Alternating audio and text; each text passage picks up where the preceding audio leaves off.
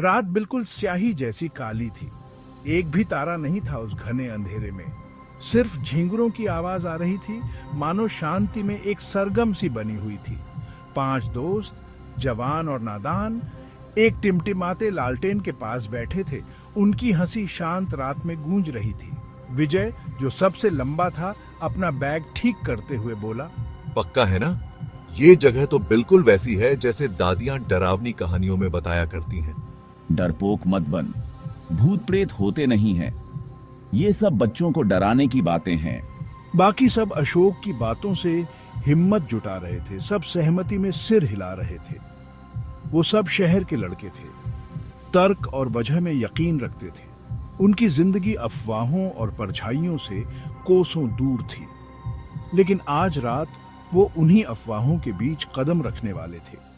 आज रात वो अपनी किस्मत आजमाने जा रहे थे उस वीरान ब्लैकवुड हवेली में।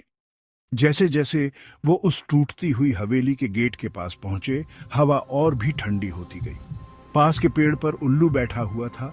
उसकी आवाज उस वीरानगी की याद दिला रही थी जो उनका इंतजार कर रही थी। लोहे के गेट जंग लगे और घास फूस से भरे हुए, बड़ी मुश्किल से खुले जैसे वो विरोध कर रहे हों। रास्ता, जो गिरे हुए पत्तों के नीचे मुश्किल से दिखाई दे रहा था, हवेली की ओर जाता हुआ दिख रहा था। मुझे यहाँ बहुत डर लग रहा है। बस एक पुराना मकान है यार समीर, डरने की क्या बात है। लेकिन आज उसकी आवाज में भी वो दम नहीं था। वो एक टेढ़े मेढ़े बरगद के पेड़ के पास से गुजरे।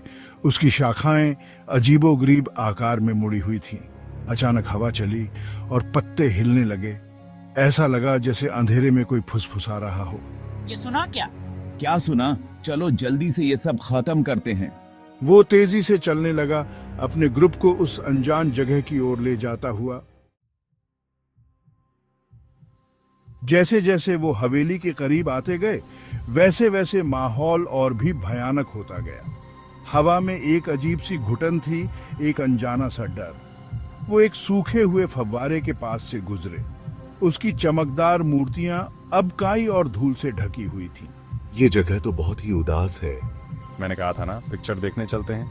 अशोक, जो अपने एडवेंचर को पूरा करने की जिद पर अड़ा हुआ था, उसने उनकी बात अनसुनी कर दी।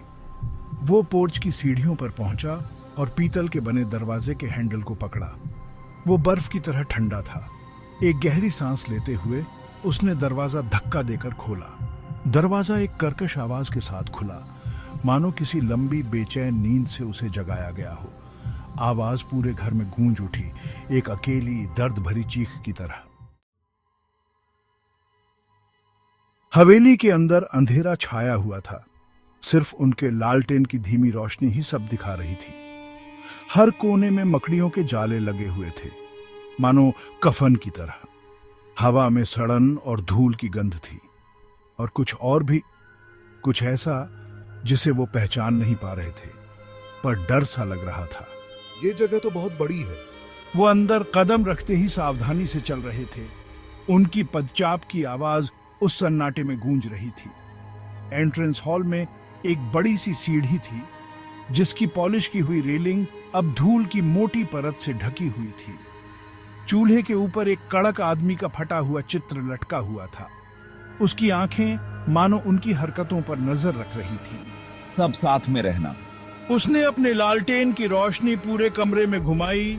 उसकी रोशनी सायेदार फर्नीचर और जाले से ढके झुमरों पर पड़ रही थी। सन्नाटा था, बस उनकी अपनी सांसों और उनके धड़कते दिलों की आवाज आ रही थी। वो एक कमरे से दूसरे कमरे में जा रहे थे। हर कमरा उस भूली हुई भव्यता और फैलते हुए क्षय की कहानी कह रहा था।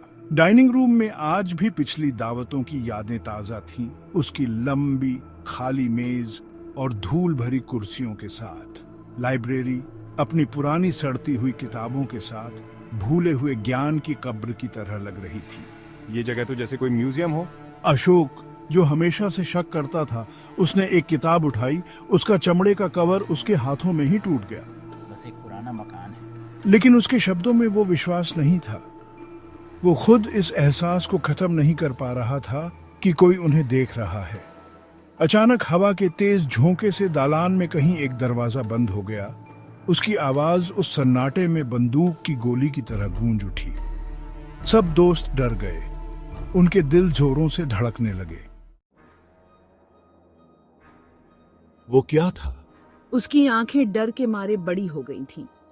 किसी के कुछ कहने से पहले ही एक ठंडी हवा कमरे से होकर गुजरी, उनके लालटेन को बुझाते हुए और उन्हें अंधेरे में धकेल दिया। तापमान एकदम गिर गया। उनकी रीढ़ की हड्डी में सिरहन दौड़ गई। हवा में अचानक एक अजीब सी ठंडक फैल गई। मुझे ये सब अच्छा नहीं लग रहा, चलो यहाँ से चलते हैं। वो अपने टॉर्च ढूंढने लगे। उनके हाथ कांप रहे थे। टॉर्च की रोशनी जली अंधेरे को चीरते हुए और उनके पीले डरे हुए चेहरे दिखाने लगी। और तभी उन्होंने वो आवाज सुनी, कमरे के दूसरे कोने से एक धीमी दर्द भरी आहट। वो आवाज एक अकठनीय दुख से भरी हुई थी, एक ऐसी आवाज जिससे उनकी रीढ़ की हड्डी में सिरहन दौड़ गई। दोस्त डर के मारे जम गए, मानो उनकी रगों में खून जम गया हो।